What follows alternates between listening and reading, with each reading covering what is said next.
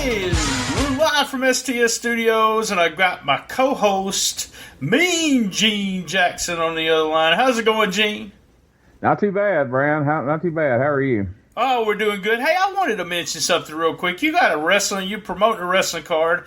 We talked about it off the air the last time we talked, but we had a real long episode. So I want you to go ahead and put that over. If there's any, if there's 2 or 3 people listening in that area, what the hell? 2 or 3 extra tickets always helps an independent show. So go ahead and put that over first before we do anything.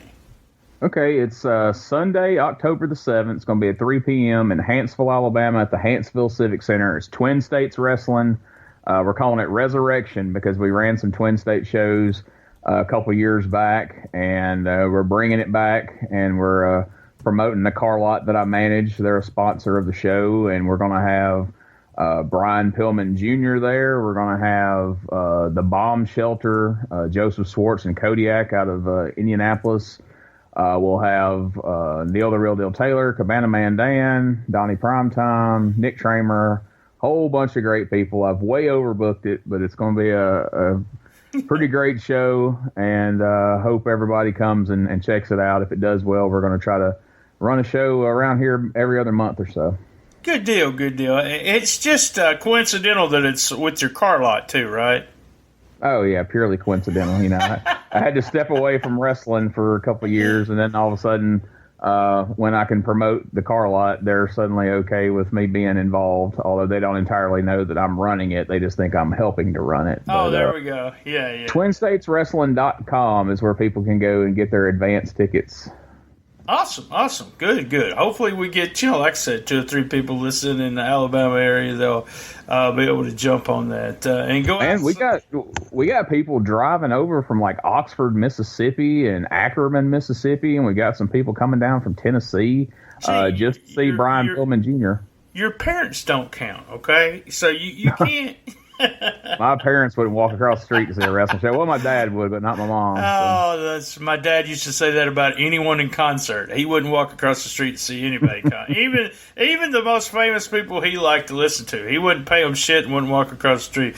But yeah, Brian Pillman Jr. in that area is kind of unusual. So, and Brian Pillman Jr., you had an interview up on Twin States on the Facebook page there, and we seen him. Me and Lance seen him I think it was the Meltzer panel, and we seen him go backstage, and I was like, who the fuck is that? And I didn't know who it was until you did your interview, and I was like, okay, well, we missed the opportunity to say hi to Brian Pillman Jr. because we had no idea who he was. So, but he's getting a huge push in MLW right now, and lots of talk about him doing things in the future like New Japan and stuff, going over there and staying and learning how to work better. So it's going to be exciting to see in the next few years what happens to the kid.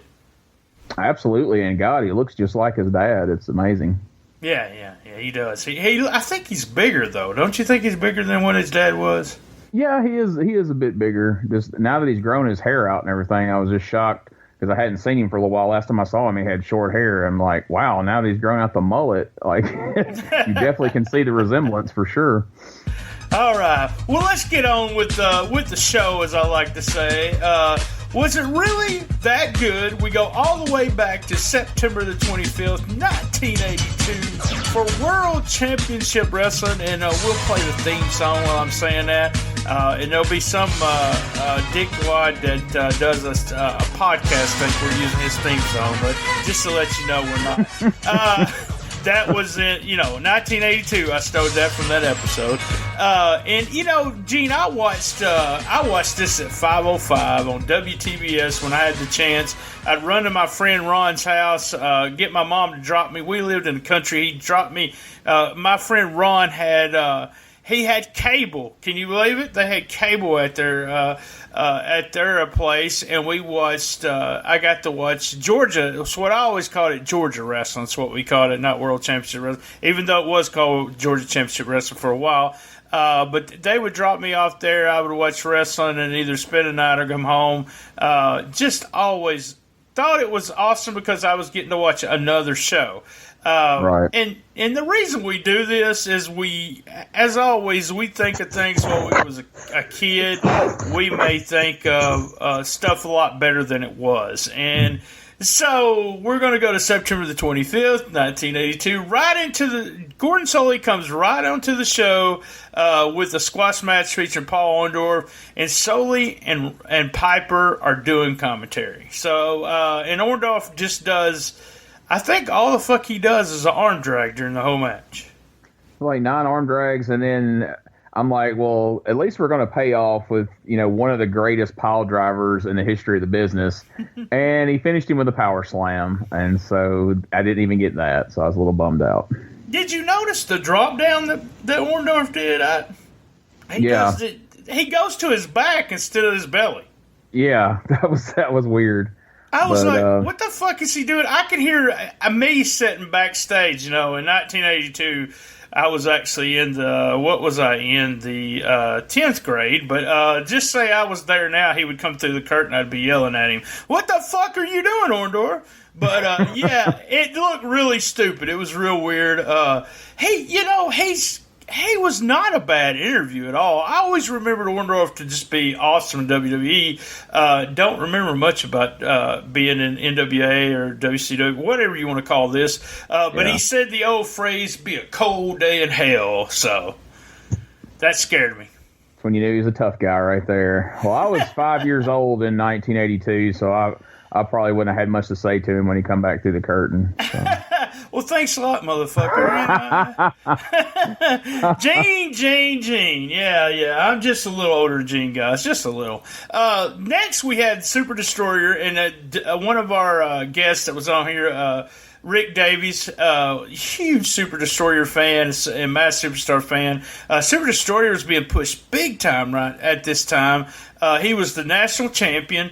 And that was Scott Irwin. I always thought it was Bill Irwin, but I looked it up. Bill was Super Destroyer number 2. Right. Scott was the bigger one. He was doing the gimmick first, and then in Texas they were they did a tag team. But yeah, Scott was the original one, and he was the one in Georgia. And I always liked that gimmick. I mean, I'm looking back on it, watching the Legends of World Class and all that, and Memphis Monroe, who he was a megastar, so. Yeah.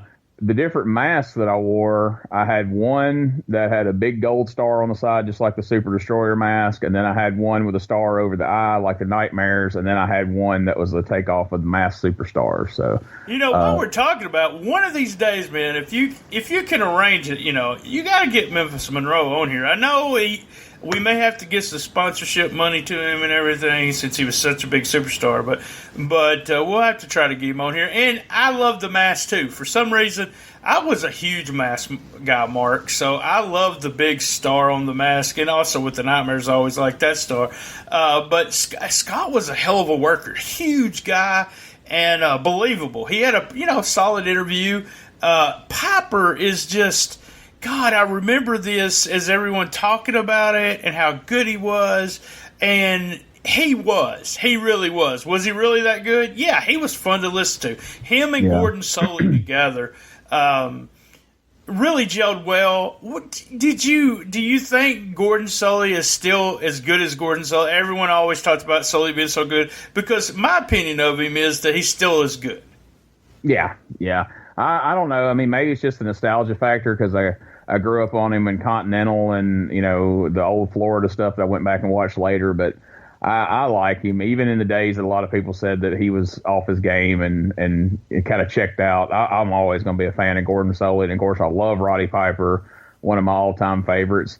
And I really, like I said, this was before my time, so I haven't got to see a lot of the Solie-Piper combo. So that was one aspect of the show I really did enjoy, getting to see that because, like you said, it's famous for years and years. I've heard about what a great pairing they were on TV, and they were.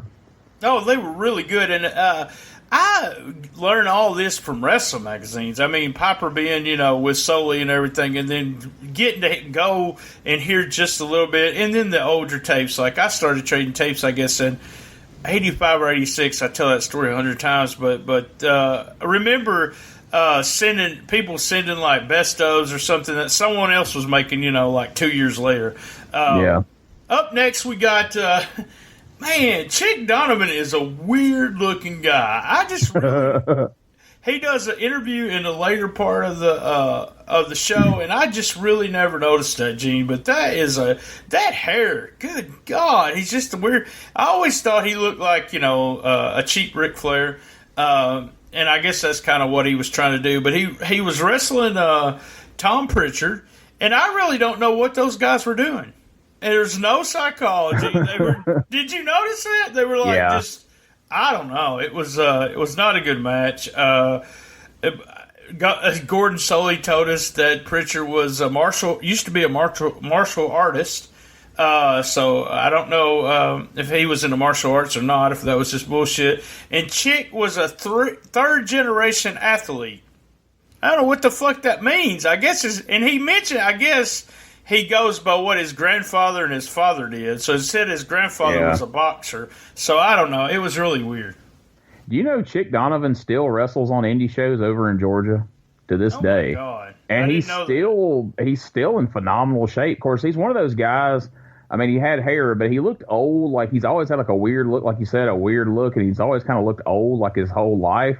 And he really doesn't look that much different. I mean, he's more wrinkled, obviously, and he's got, his hair is gray, but he's still in incredible shape, and he's still having nonsensical matches over here in Georgia, even now. Man, go this weekend and see him.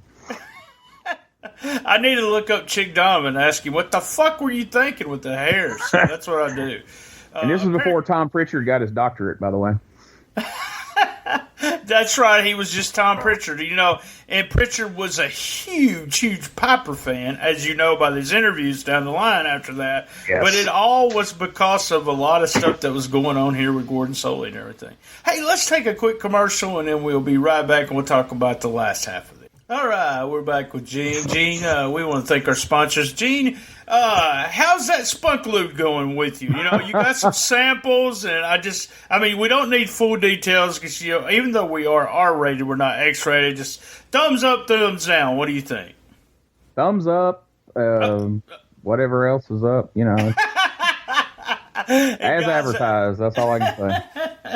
And by the way, we call this in the ring. I never would have told him I was going to say that. So, next up, we got, by the way, I want to tell you a part that you said you kind of, I was going to say but kind of fell asleep in the second half. So let me tell you, the Chick Donovan match, Tom Pritchard beat him, and it has something to do with the last half of the show. But next, we got a commercial, and you could get a calendar. Of all the Georgia Championship Wrestling people, they made a big deal about it in commentary. Some guy came on, and I think it was George Scott, I think that's who it was, and said, hey, make sure you got your pencil and paper down because we're going to give you an address for $7.50. Yeah. Did you $7.50 you get a calendar?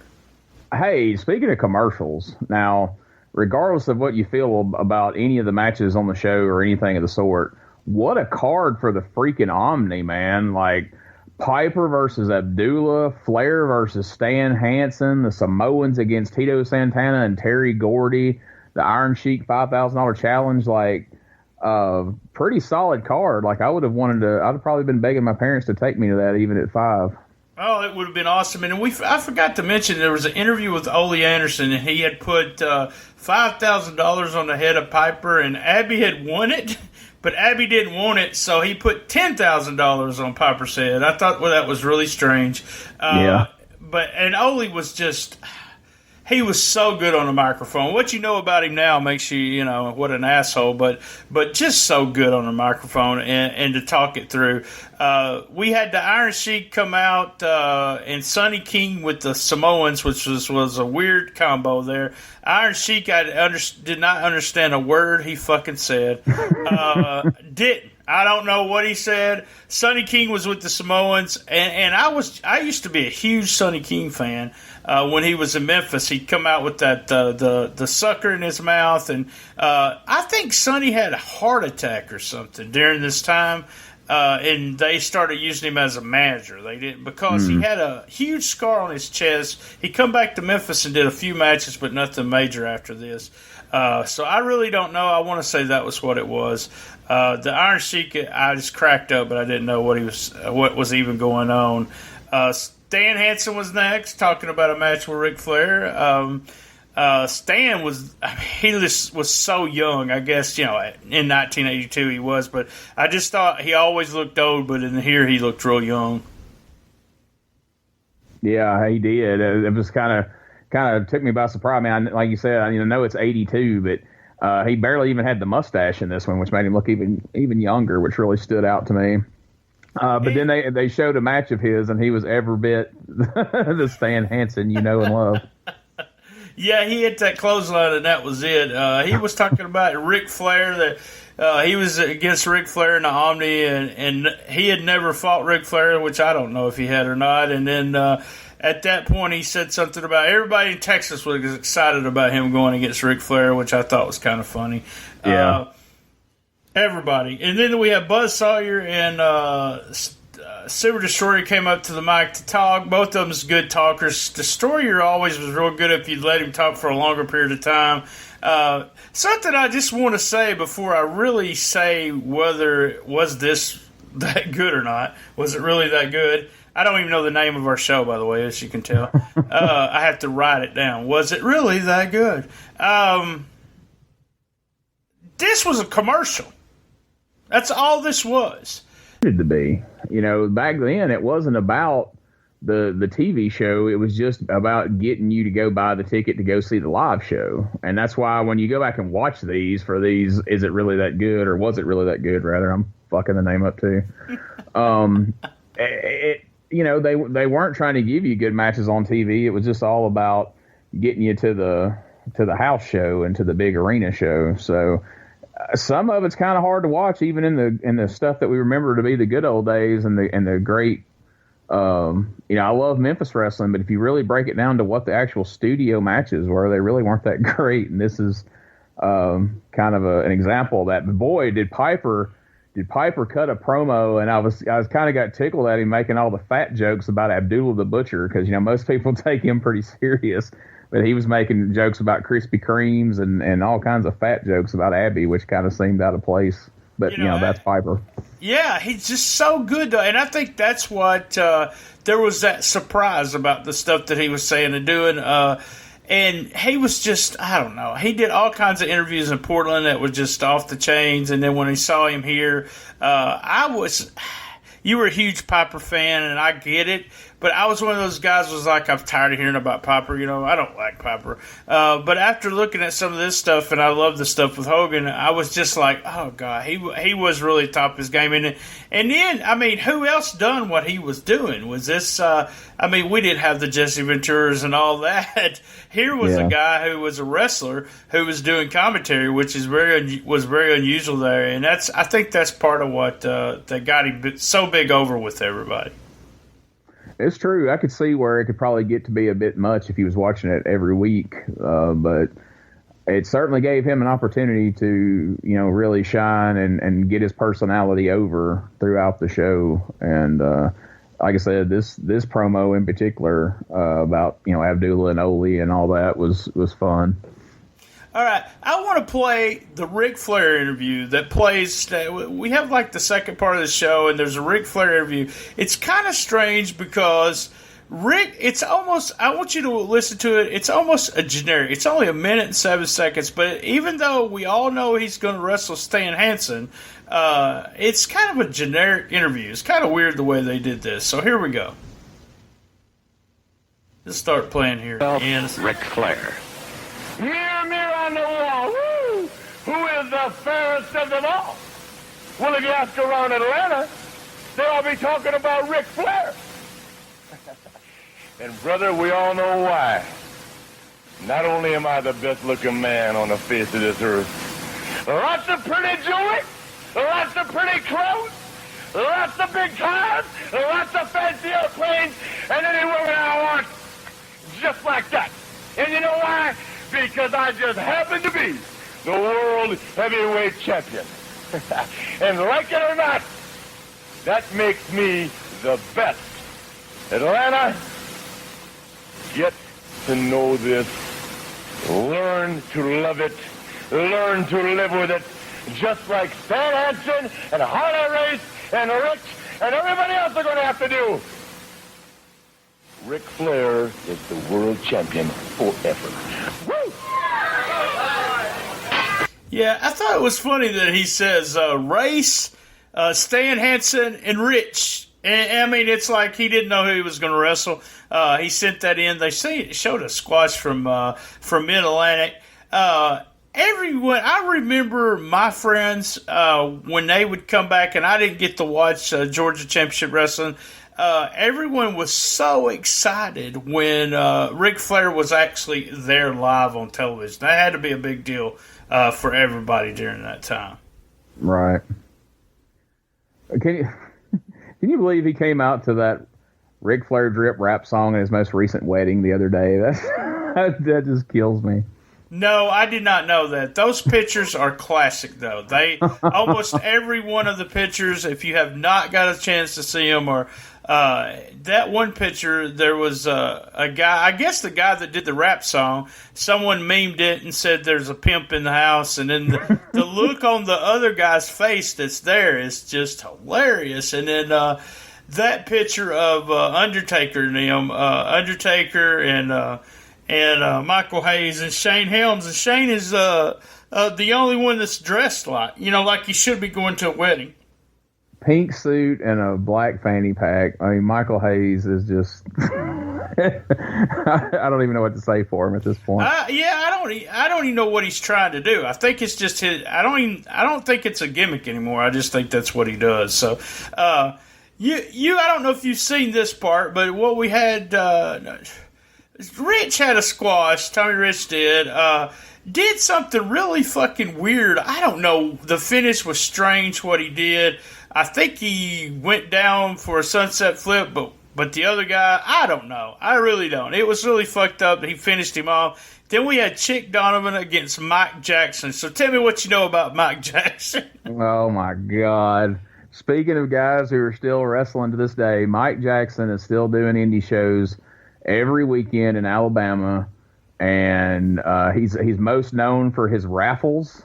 He insists on doing a raffle at every show, and he cleans up, makes killing at it. He sits outside the local Piggly Wiggly or Dollar General and sells tickets all day. That's why the promoters love him. And he professes to be a man of God while signing other wrestlers' names to pictures of them and selling them at his gimmick table. As I personally sit and watched him sign 20 pictures of him and Jerry Lawler, and he signed his name on one side in one marker, and then he took a different color marker and signed Lawler's name on the other side. Then he did the same. Then he did the same with a stack of pictures of Dusty Rhodes, and I sat there and listened to him tell people the story all night of when they signed them at a show in Atlanta or wherever it was, with complete straight face, not a bit of guilt or anything. And then he would say, "God bless you," as they would walk away and stick the money in his pocket. So I don't think a whole hell of a lot of Mike Jackson, the way most people seem to have this affection for him and the Alabama junior heavyweight champion. Well, we talked, I think we talked about this on the last show, that I think it's that Carney mentality. When what he's doing there, it's not even considered lying or anything. He would never consider that. He's just working the people. So that's all he's doing. He's working them. Well, Chick Donovan came out. He wrestled Mike Jackson, beat Mike Jackson. He'd lost earlier. He challenged Piper for that 10K. He was going to take that 10K from Piper. And guys, I'm going to give you the link for this when we get done here. It'll be on my site. I'll probably post it there on localstolegends.com also. And it'll be in the Twitter. Every time I tweet, the link will be in there. He whips the shit out of Chick Donovan, Piper does. Hey, I swear to God, he beats him in the ring, takes him out of the ring, and you're thinking to yourself, he is getting an ass whipping. So that's exactly what it felt like. So, hey, can I say one thing? Sure. You said something a minute ago, and I almost said something. I caught myself, but I got to go back and say it, or I won't forgive myself. For anybody who caught this as they were listening, you said Tommy Rich did something very weird, and I almost said, did it involve Jim Barnett? And then you followed up with, he went down for a sunset flip, and he finished him off. And I was like, oh, now I wish I'd have got the Barnett line in. But anyway, would this have been before or after he had won the world title from Harley Race? Speaking of God, I don't even know the year. I don't. But Rich was hot, man. As soon as he would come out, they would just pop big for him. And this is after he'd left Memphis, and he was a big deal in Memphis too. He was feuding against Buzz Sawyer at the time. We had a Buzz Sawyer squash against Burrhead Jones. Yes, there was a wrestler named Burrhead Jones. I know, you couldn't do that now. Do what? You couldn't get away with that now. Oh, my Lord. I think I'm going to start if someone will be okay with me calling them Burrhead, please contact me. I want to do a podcast with you. So it'd be BT and Burrhead. But man, Sawyer was rough on him and did his power slam as a finisher. He had this big bandage on his head because, as you know, almost every one of those magazines back in the time, him and Rich were bleeding like stuck pigs. And something I want to play, another little clip. I always like to play clips on here. It's towards the end. I want you to hear. Remember, Tommy Rich was a huge babyface at the time, okay? And so at the very end of the show, Rich comes out to do an interview, and it's only about 46 seconds.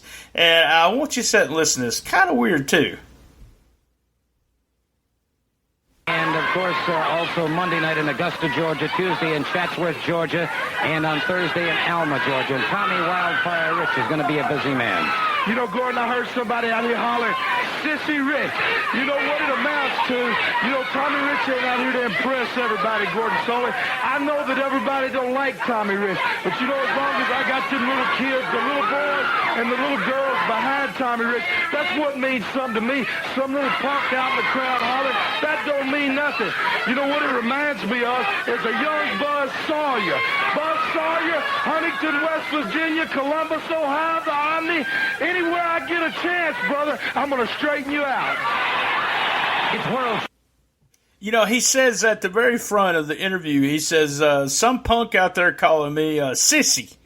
And it's like he's got, they used to call it rabbit ears. The wrestlers would call it rabbit ears because if you hear everything the crowd says, it sometimes bugs the shit out of you, So you wouldn't, they say, don't have rabbit ears, because they'd come back and say, that woman said, but he also talks about somebody calling him a sissy, and he says, I know everyone don't like Tommy Rich. And I'm like, wait. You were the hottest babyface there. Yeah. Everyone did like Tommy Rich. So somebody got on his nerves in the crowd, which I thought was hilarious. And then Buzz, they had Buzz do an interview close to the end, right after that. And Buzz actually calls him Sissy Rich or something. He says, they're calling you Sissy Rich. That's the perfect thing to call you. And Buzz was I've heard bad things about Buzz Sawyer. There's some kind of story with Mark, the Undertaker, where he took all the Undertaker's money to train him, never trained him. And there's all kinds of things like that. But I love Buzz Sawyer and Tommy Rich. I loved that feud back then. And it was all in the magazines. And, we finally got to see the final match, and it wasn't a big deal, compared to what we watch now. But just love that stuff. The show ended. You didn't miss anything at the very end, Gene. It ended with a Samoan squash and Iron Sheik making that challenge with those damn things that he used to do, which I'm told that was a shoot. I never knew that, but I was actually told that was a shoot. I think Eric Wayne said that he was there during Memphis and he tried to pick them up and you couldn't pick them up. But they challenge anybody. In later years, they must have become at work because Leslie Jones carried one under each arm through Memphis Airport when he picked him up for an IWF show. Oh my God, that's back hilarious. in 2000. Well, he challenged anybody in the crowd at the time. You could come up and you could actually do them. So I don't know if they had someone placed in the crowd for that or not or what. But and then I've heard that the Iron Sheik was not a good wrestler, but he was a legit tough guy, and he's one of those guys that in that time that was a big deal to be a badass. And I don't know how they put up with him. I mean, if he acted any way he does now that you see all this stuff or anything, how they would actually put up with him backstage. I understood nothing he was saying. Gordon was the translating, and Gordon was fantastic. Still just as good as he always was. And he was good at the commercial. That's exactly what this was, a commercial for the shows. And he put everything over, constantly put them over in the matches. So that was the good part about it. But we got to answer, was it really that good? And Gene, I hate to tell people this, but this fucking sucked, okay? I don't like the way, and I remember it fondly. But if you're watching it now, guys, all you're seeing is squash matches and maybe one good interview during the whole time. And I'll tell you, if WWE fans was having to take this show every week, except what they're having now, man, Twitter would be going nuts over something like this. Yeah, they would. Like I say, the business was just structured different back then, and that was what people expected. And then they had to go spend their money because, like I said, this show, as you said, sucked a dick and it wasn't good, but man, I would have been falling over myself to try to get to the Omni to see that card that they were plugging through the whole thing, because it was from top to bottom, man. It was a stacked card for sure. And did you say you'd be sucking dick to get to that card? Is that what you said? No, I said I would be falling over myself to get to that card. Why does everything come back around to sucking dick for you? Jesus, it's on the brain, I guess. But hey, real quick, you kind of touched on it briefly, but you mentioned Tape Trader, and I was a tape trader. And oh my God, was there ever a bigger holy grail that everyone was always looking for than that last Battle of Atlanta, Tommy Rich and Buzz Sawyer, and every con artist ripoff shithead would come along, especially once it started being on message boards and stuff, and they would claim that they had first generation footage of Tommy Rich and Buzz Sawyer, and they'd rip a whole bunch of people off and they'd disappear. And it finally made it on the WWE Network, and like you said, God, what a disappointment. I mean, for the day, it was groundbreaking, but I mean, having seen all the Hell in the Cells and things we've seen now, it's like, I've been waiting 20-something years to see that. Like, Jesus. I know. I felt the same way, too. I'd put it over, though. I said, oh, yeah, that was good, I wouldn't admit I waited that long for something that you go, okay, yeah, that wasn't really that good. It was bloody, and it was, yeah. That's, if you haven't seen it yet, it's in the hidden gems section, I think. Guys, I want to thank everyone for joining us. Gene, real quick, how do we get a hold of you on Twitter? On Twitter, it's at GeneJackson95. On Facebook, it's facebook.com/King of All Wrestling Media. There we go. Same bad time, same bad channel on the best little wrestling podcast in the business. Be there. Love my mama.